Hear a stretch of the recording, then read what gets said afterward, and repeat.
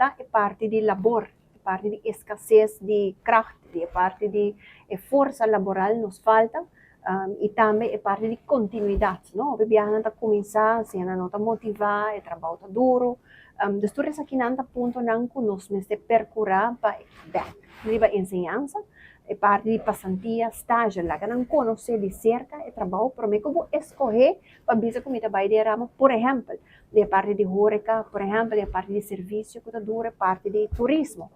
Que não nos sabe de qualidade, que nos visitantes não também Aruba, nós vamos procurar para ter certo standard de serviço.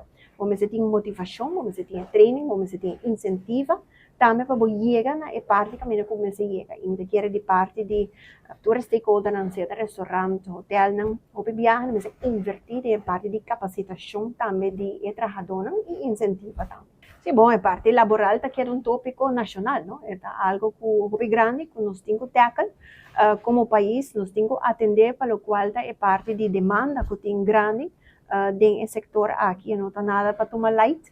No momento aqui, naturalmente, nós temos parte de reto também de aeroporto que tem sua limitação, então nós por tomar tempo e também, e a parte geopolítica também tem rol, para nós por tomar tempo para enfocar verdade riba que nós temos riba força laboral que nós mester e também jovem não está clave percurar para de verdade não está clave reto.